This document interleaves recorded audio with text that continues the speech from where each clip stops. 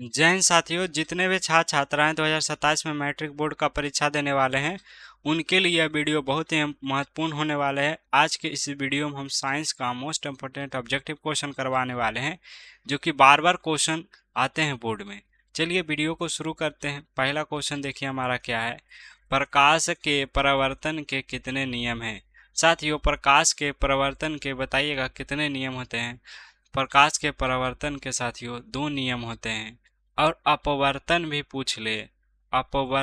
पूछ ले साथियों, तो भी यहाँ पर 2 ही नियम होते हैं।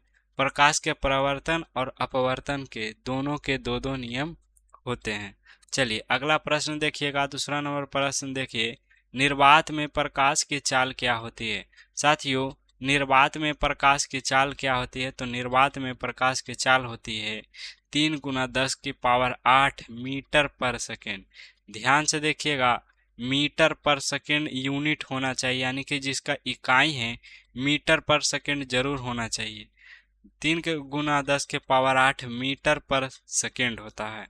चलिए अगला प्रश्न देखिए। प्रश्न नंबर तीसरा क्या कर रहा है, किस दर्पण का उपयोग वाहन के पक्ष दृश्य मतलब पीछे देखने वाले, जो पीछे हम देखते हैं, दर्पण के रूप में प्रयोग किया जाता है? देखे होंगे गाड़ी के बगल में, जिसको साइड मिरर भी कहते हैं, साइड में एक मिरर लगा रहता है जिसकी हेल्प से हम पीछे की वस्तुओं को देखते हैं, तो वो मिरर होता है साथियों उत्तल दर्पण। वो मिरर क्या होता है? वो मिरर होता है उत्तल दर्पण।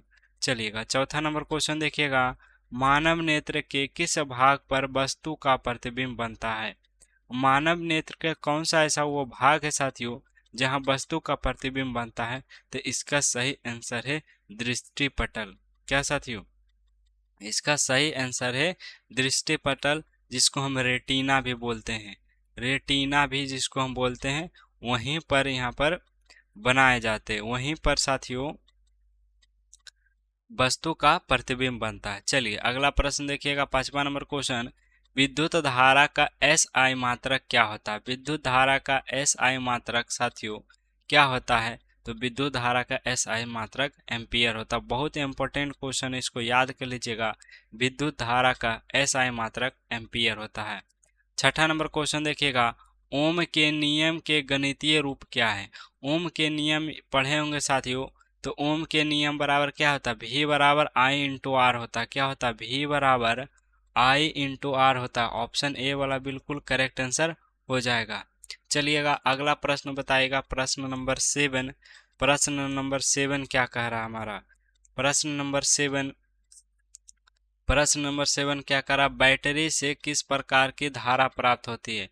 साथियों बताइएगा, बैटरी से हमें किस प्रकार की धारा यानी कि विद्युत करंट मिलती है? तो हमें साथियों दृष्टि धारा मिलती है। दृष्ट धारा क्या मिलती है? दृष्ट धारा यानी कि डीसी करंट मिलती है। बैटरी से हमें डीसी करंट मिलती है। चलिए अगला प्रश्न देखिएगा। प्रश्न नंबर 8, जल H2O में हाइड्रोजन और ऑक्सीजन की परमाणुओं की संख्या का अनुपात क्या है? ध्यान से देखिएगा, इसमें कितना हाइड्रोजन है साथियों? 2 हाइड्रोजन है। और ऑक्सीजन कितना है? 1 है। तो 2:1 हो जाएगा। 2:1 हो जाएगा। चलिए अगला प्रश्न देखिएगा। 9वां नंबर प्रश्न देखिएगा, अम्लीय विलयन का पीएच मान कितना होता है? यानी कि अम्लीय विलयन का पीएच मान क्या होता है साथियों? तो अम्लीय विलयन का पीएच मान 7 होता है। क्या होता है? 7 से कम होता है। 7 से क्या होता है? कम होता है। जब यहाँ पर 7 से कम होता है तो उसको हम अम्लीय विलयन कहते हैं, और 7 के बराबर रहता है तो हम उसको उदासीन विलयन कहते हैं। उसको हम क्या कहते हैं? उदासीन विलयन। और जब यहाँ पर 7 से अधिक हो जाता है तो उसको हम क्षारीय विलयन कहते हैं। उसको हम क्या कहते हैं साथियों? क्षारीय विलयन कहते हैं। याद कर लीजिएगा।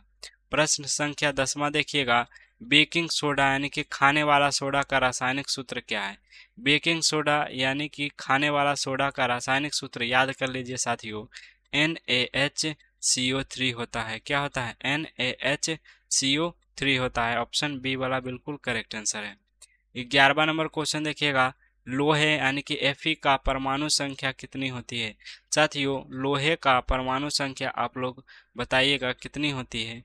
26 होती है। कितनी होती है? 26 होती है। चलिएगा अगला प्रश्न 12वां नंबर क्वेश्चन देखिएगा, आधुनिक आवर्त सारणी में वर्ग समूहों की संख्या कितनी होती है, यानी कि आधुनिक आवर्त सारणी जो कि मोस्ले द्वारा दिया गया है उसमें टोटल कितने वर्ग है साथियों, तो उसमें टोटल 18 वर्ग है। और आवर्त पूछ ले, आवर्त आवर्त जो क्षैतिज में है यानी कि सुता हुआ है जो इस प्रकार से है, तो टोटल 7 आवर्त है। और जो खड़ी खड़ी से गिनिएगा तो टोटल 18 आवर्त वर्ग है, क्या है, वर्ग है। चलिएगा अगला प्रश्न देखिए, प्रश्न संख्या 13। वायुमंडल में कार्बन डाइऑक्साइड CO2 गैस की उपस्थिति कितनी है। साथियों वायुमंडल में कार्बन डाइऑक्साइड की उपस्थिति 0.03% है। कितना है, 0.03% है। ऑप्शन सी बिल्कुल करेक्ट आंसर हो जाएगा। वहीं पर नाइट्रोजन 78% है, 21% ऑक्सीजन है, इसको याद कर लीजिएगा। नाइट्रोजन यहाँ पर 78% और ऑक्सीजन 21%, और बाकी में अदर के गैसेज होते हैं।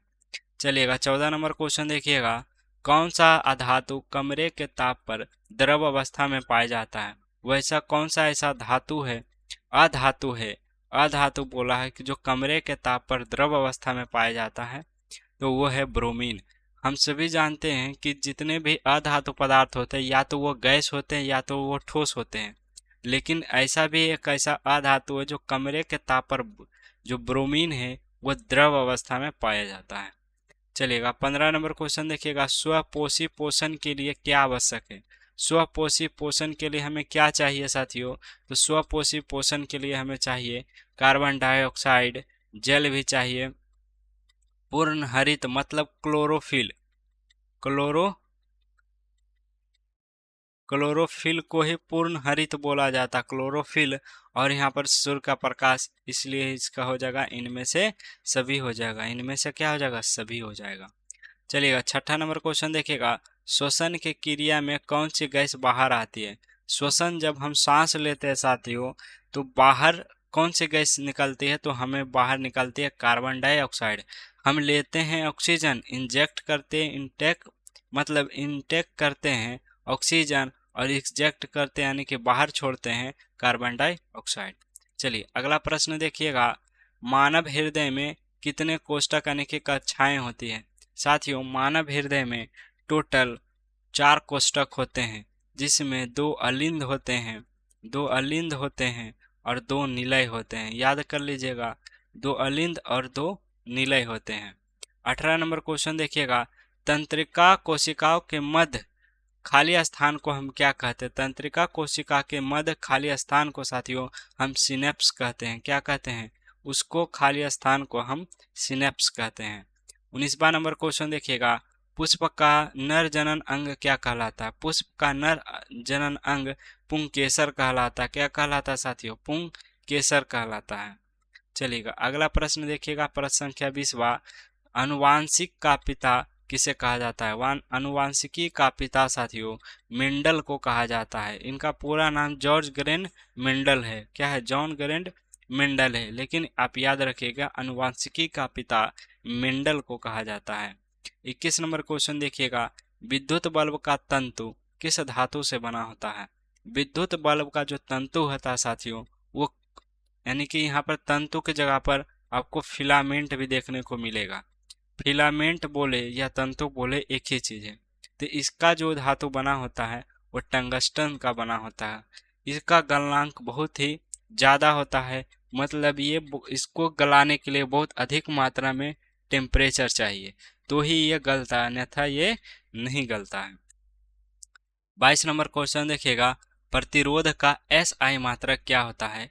प्रतिरोध का साथियों SI मात्रक ओम होता है। क्या होता है, प्रतिरोध का SI मात्रक ओम होता है।